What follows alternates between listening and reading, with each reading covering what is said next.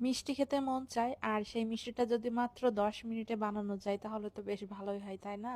আজকে আমি গুঁড়ো দুধ দিয়ে মাত্র 10 মিনিটেই এই নরম তুলতুলে মিষ্টিটা বানিয়েছি। তো ভাবলাম আপনাদের সাথেও শেয়ার করি। এর জন্য একটি ডিম নিয়েছি আর ডিমটা হচ্ছে ফ্রিজে থাকলে 1 ঘন্টা আগে বের করে স্বাভাবিক তাপমাত্রায় চলে আসলে তারপর কিন্তু এভাবে করে চামচ দিয়ে ফেটিয়ে নিতে হবে।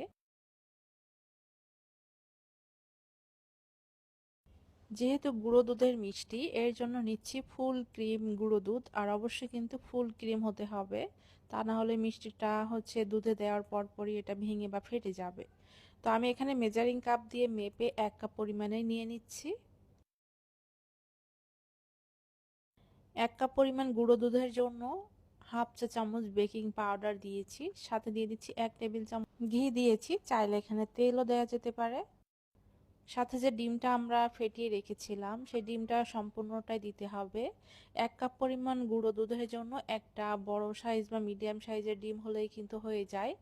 এখন হাত দিয়ে ভালো করে এটা মেখে নিতে হবে।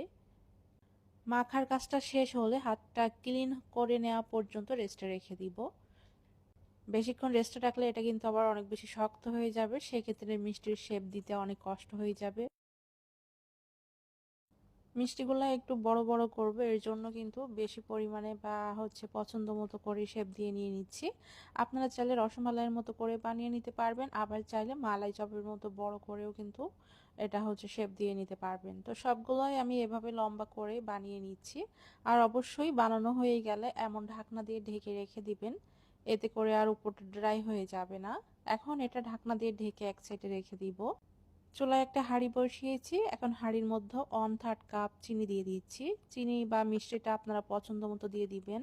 এখন এই চিনিটা আমি ক্যারামেল করে নিচ্ছি, আর লো আঁচে রাখতে হবে, তা না হলে কিন্তু ক্যারামেলটা পুড়ে যাবে আর মিষ্টিটা খেতে তিতা লাগবে। যখনই এমন কালার চলে আসবে তখনই আমি এখানে 2 টেবিল চামচ নর্মাল পানি দিয়েছি। সরাসরি দুধ দিলে অনেক সময় দুধটা ফেটে যায়, এই কারণে সামান্য একটু পানি দিয়ে এরপরে দুধ দিয়ে দিবেন। 2 কাপ পরিমাণ দুধ দিয়েছি। এরপর 2টা এলাচ একটা তেজপাতা ছিঁড়ে দিয়েছি।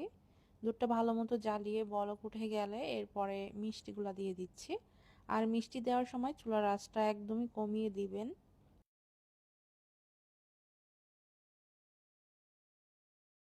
সবগুলা মিষ্টি দেওয়ার পরে মিষ্টিগুলো যখন উপরে ভেসে উঠবে তখনই মিডিয়াম আঁচে রেখে ঢেকে দিব।